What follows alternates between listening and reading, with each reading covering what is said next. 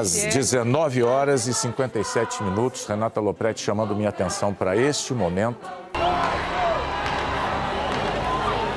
O presidente que chorou.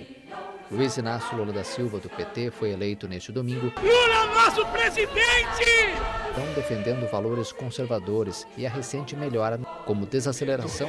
E o amor que derrotou o ódio. Viva o Brasil e viva o povo brasileiro!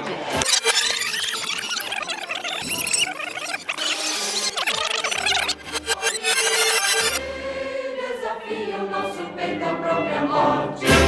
Ó pátria amada e idolatrada, salve-se!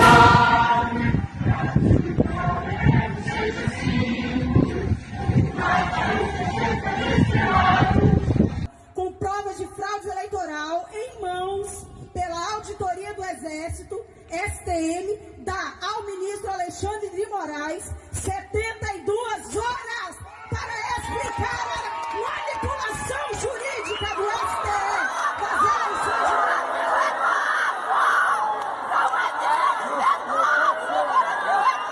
Foi mesmo, né?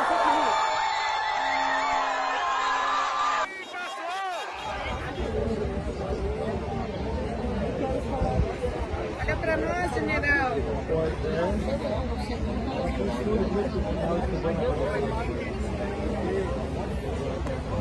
Não deixe o Brasil, Pai, a mercê de mim. Não deixe essa nação ser tomada. Aí o grevista disse que não vai descer. Parei pra ele descer, ele não vai descer. Responda, por favor, câmbio. Alguém aí? Responda, por favor, câmbio, chamando, câmbio chamando. Responda, por favor, câmbio. Quando nós dizemos assim, são todos loucos, é um equívoco da nossa parte. Eles não são loucos. Eles são reféns da midiosfera extremista.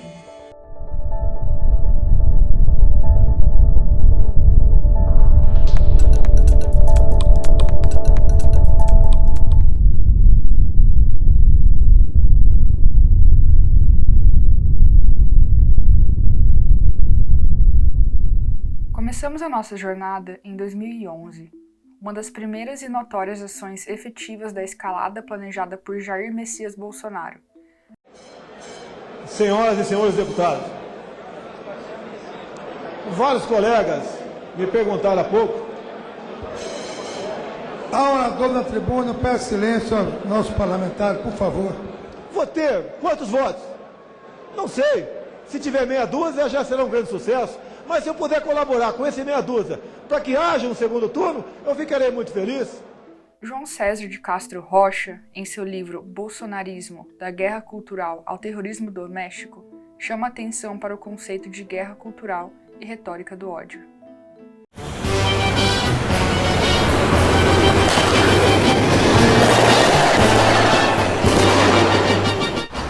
(31 de março de 1964), data da segunda independência do Brasil.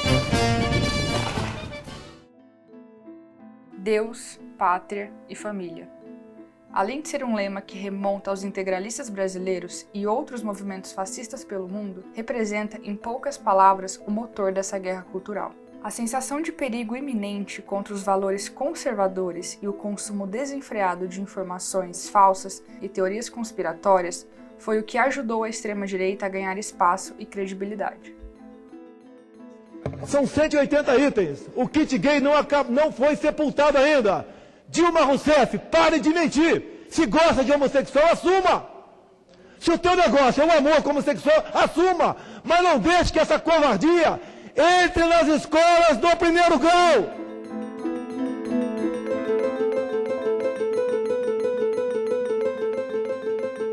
A dissonância cognitiva foi introduzida e teorizada na década de 50 pelo psicólogo Leon Festinger, em sua obra A Teoria da Dissonância Cognitiva.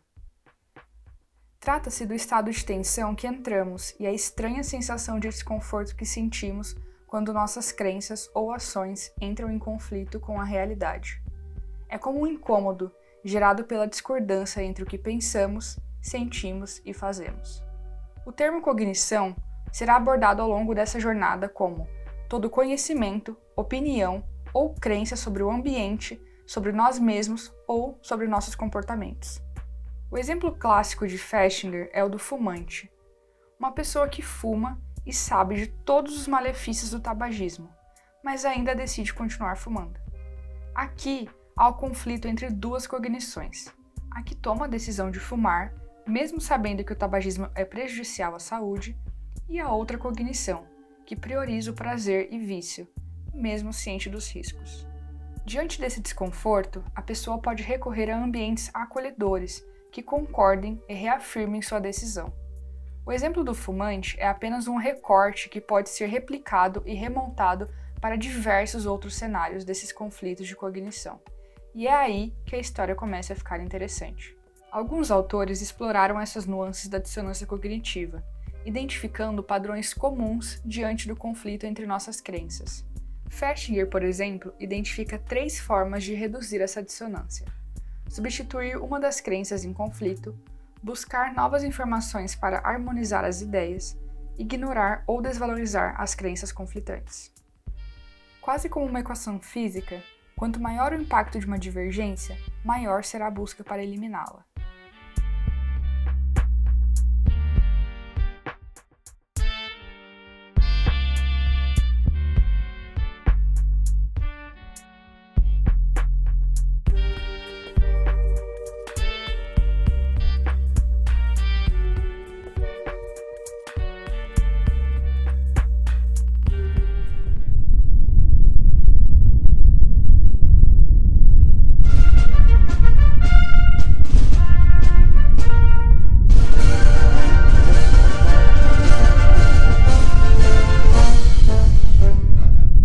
Conservador tem muitas esferas de pavimentação: política institucional, forças armadas, religião, costumes, crenças e figuras precursoras. Todas essas esferas formam uma teia complexa que precisa ser analisada conjuntamente. Apesar de não ter sido formado na academia, ele se auto-intitula filósofo, mas também tem os títulos de jornalista, astrólogo aposentado, quase teólogo e polemista por excelência. Por isso, talvez os detratores o chamam por títulos menos nobres, como bestalhão. O nosso entrevistado de hoje é Olavo de Carvalho, autor de livros como Aristóteles em Nova Perspectiva e o volume demolidor O Imbecil Coletivo. Olavo de Carvalho é uma figura precursora e importante na estrutura desse alicerce. Ele constrói, com muita antecedência, a base para discursos conservadores e conspiratórios de uma grande massa da sociedade. O Brasil está num dos processos de revolução comunista mais avançado que já existe no mundo. Mais avançado e mais tranquilo que já existe no mundo. Em suas publicações, Olavo descreve e argumenta que o maior inimigo da sociedade da época eram as estratégias gramscianas, que tinham como objetivo impor um domínio psicológico sobre a multidão e consolidar o plano intelectual e cultural da esquerda. Os objetivos dessas estratégias: golpe de Estado, desmoralizar as bases cristãs e morais da sociedade, implementar o comunismo. Isso soa familiar? Isto por quê? Porque a partir da década de 60 foram adotando a estratégia gramsciana. O que ele fez para me defender? Bosta nenhuma! Essa finalidade foi inteiramente cumprida. Eu vejo que muita gente aprendeu a xingar, e isso eu acho que foi um progresso enorme. Do outro lado dos holofotes, temos um militar anônimo em ascensão na mídia. Falamos de Jair Messias Bolsonaro, que nem sempre teve sua reputação defendida e protegida no meio militar. Ele chegou a ser preso em 1987, após cometer atos indisciplinares graves, criticando publicamente os salários dos militares. Essa foi sua porta de entrada para a política, sendo o momento em que ascende e ganha visibilidade suficiente para conseguir angariar seus primeiros eleitores .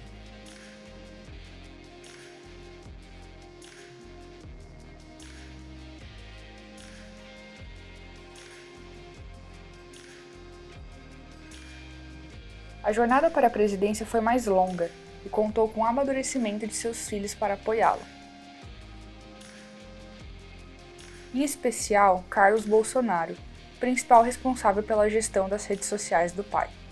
Jair tem em seu filho Carlos, ou 02, como também ficou conhecido, o principal cérebro da sua presença nas redes sociais.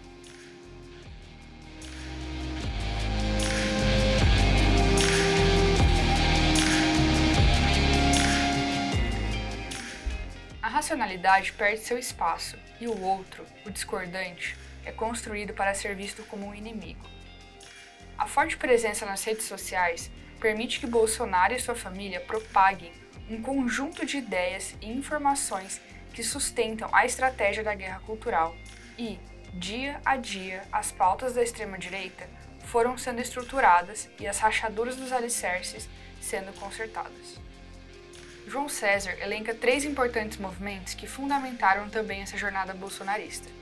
Primeiro, a retomada, durante o período democrático, da doutrina de segurança nacional, disseminada durante a ditadura militar. Em segundo, o discurso revanchista e revisionista do Exército, evidenciado no Projeto Orville.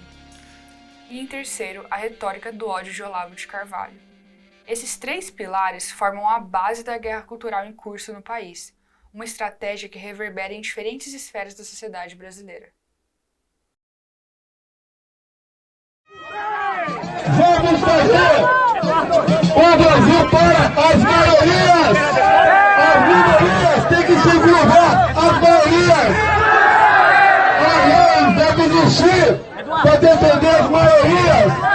As minorias se adaptam ou simplesmente desaparecem!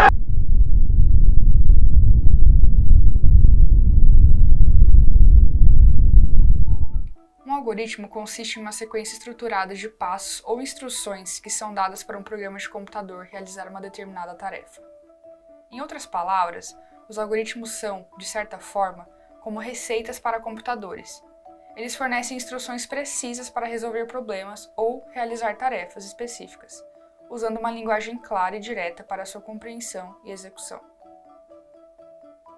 O algoritmo é conhecido por sua natureza matemática, objetiva e precisa. No entanto, é importante considerar que a tarefa realizada por um algoritmo é definida por alguém com interesses e objetivos específicos, apesar da sua aparente neutralidade.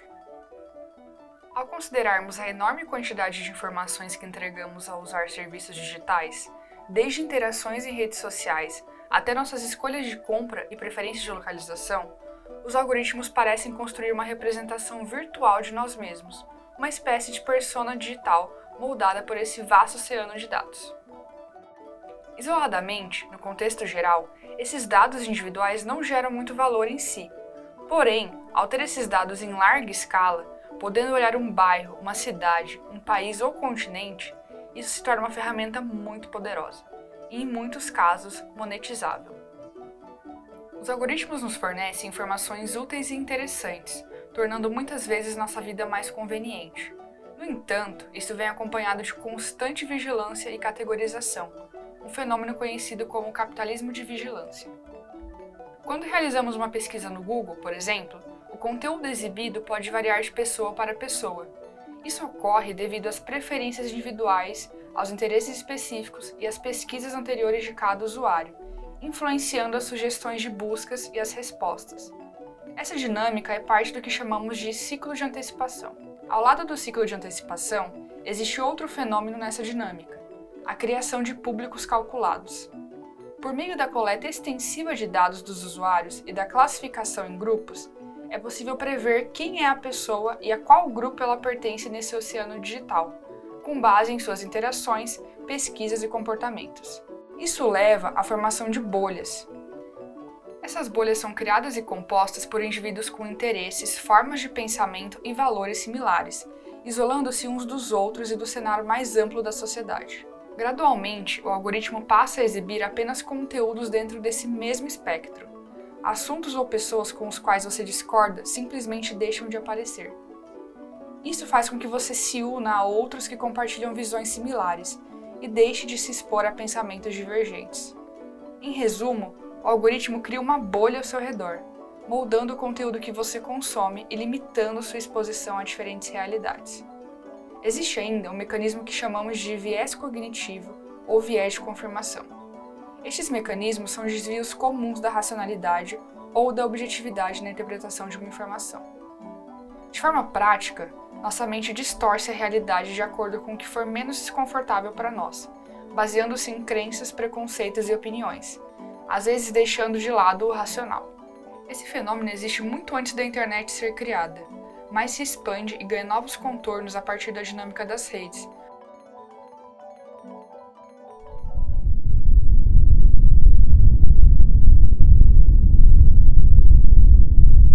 Olá, minhas tias do Zap. Vocês que passam parte do dia passando textos, trocando informações com as suas colegas. Eu peço você agora, continue fazendo isso, mas também convença a cada um do teu ciclo de amizade a comparecer às urnas no próximo dia 30 de outubro. Uma ferramenta essencial para a pavimentação da extrema-direita e a consolidação do bolsonarismo foi o WhatsApp.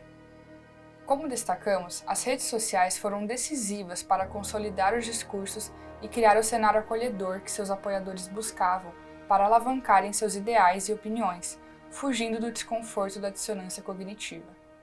Segundo pesquisa da Statista, divulgada em novembro de 2023, atualmente 147 milhões de brasileiros utilizam o aplicativo, tornando-se o principal meio de comunicação digital no país. Diferente das outras redes sociais, o foco dessa interface não é um feed de publicações, mas sim os chats de conversa.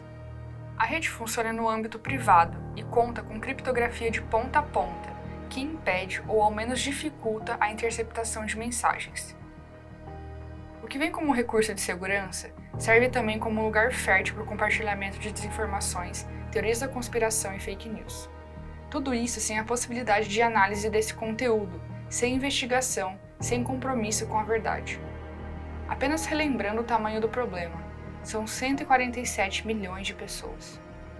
A campanha de Bolsonaro chamou a atenção, no Brasil e no mundo, pela sua eficácia e capacidade de penetração, além do público já considerado de extrema-direita.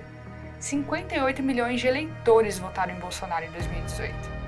Tornou-se comum relatos de brigas familiares, especialmente nos grupos de WhatsApp. Só para entendermos a dimensão e a importância dessa rede, João César fundamenta a existência da midiosfera extremista brasileira em 5 elementos: correntes de WhatsApp, circuito integrado de canais no YouTube responsáveis pela construção de teorias conspiratórias, as redes sociais, como a TV Bolsonaro no Facebook, aplicativos como o Humano e a mídia amiga. No Brasil, a Jovem Pan assume esse papel. Propositalmente ou não, o WhatsApp aparece em primeiro na sua lista. Em uma pesquisa realizada pela autora Letícia Cesarino, ela analisa diferentes tipos de públicos que formam a chamada bolsosfera. A primeira camada são grupos organizados verticalmente, onde apenas os administradores, com números telefônicos normalmente estrangeiros, podem postar conteúdo. Links públicos para entrar nestes grupos podiam ser encontrados em planilhas na internet. A segunda camada são os grandes grupos, também disponíveis publicamente através de links, em geral no Facebook ou Twitter. Estes são mais horizontais, uma vez que qualquer usuário pode postar conteúdo e há diálogo entre os membros. A terceira camada, denominada de oficial ou primeira esfera, consiste na disseminação de conteúdo promovido pelo próprio candidato e seus filhos políticos. Além disso, conta também com membros do partido político e uma variedade de apoiadores provenientes do setor privado, grupos sociais, comunidade artística e outras personalidades públicas. A quarta camada é formada por um complexo sistema de redes, onde circulam os conteúdos, relacionando o WhatsApp com outras plataformas, como o Twitter, Instagram e YouTube, além de blogs e sites de notícias, formando uma ecologia das mídias. Ou seja, por trás da ascensão dessa extrema-direita, existe uma midiosfera consolidada e ativa. A partir dos mecanismos de coleta, armazenamento e análise de dados de suas plataformas hospedeiras, consegue categorizar seus usuários, definindo qual a melhor estratégia para engajar cada público. Acima de tudo, trata-se de mexer com os sentimentos e os afetos. Obrigado pela missão!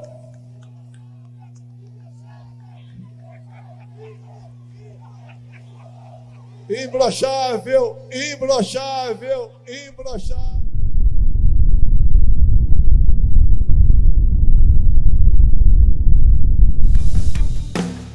Alô Brasil, é o capitão do povo que vai vencer de novo. Ele é de Deus, você pode... Compreender a figura de Bolsonaro e do bolsonarismo é fundamental quando nos propomos a explorar como as redes, principalmente o WhatsApp, desempenharam um papel crucial na criação dessa dissonância cognitiva generalizada. Retornemos para entender uma das bases desse fenômeno, o populismo.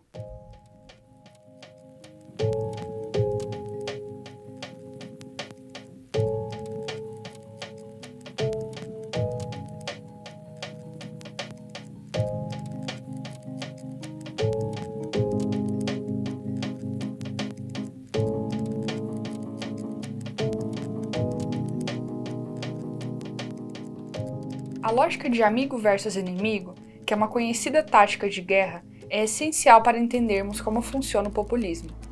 No eixo amigo, Bolsonaro é retratado como o líder que salvará a nação de um mal conhecido por todos, representando o bem contra o mal. Já no eixo inimigo, temos tudo o que se deseja combater, destruir e livrar da sociedade, o portador do caos. Nos movimentos populistas, surge uma adoração pelo líder, que é visto como o agente da mudança necessária. O carisma desse líder, associado à sua personalidade franca e direta, transforma-se em culto, especialmente na internet. As emoções têm uma relação direta com o populismo.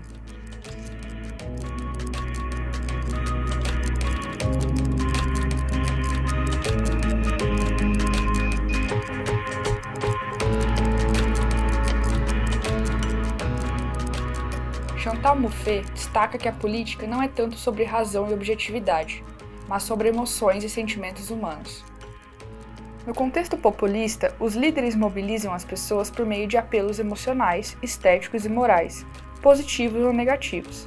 Dentro desse contexto, as decisões políticas são simplificadas, baseadas mais em emoções, julgamentos morais e na escolha entre amigo e inimigo.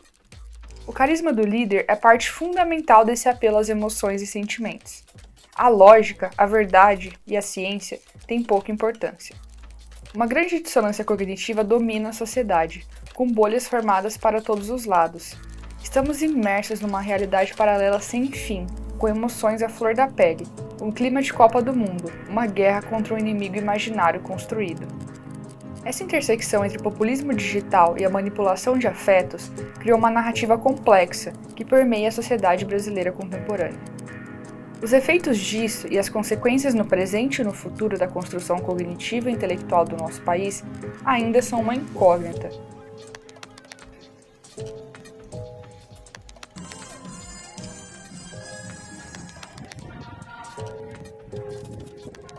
Mas o que é certo é que o bolsonarismo e seus mecanismos estarão nos livros de história.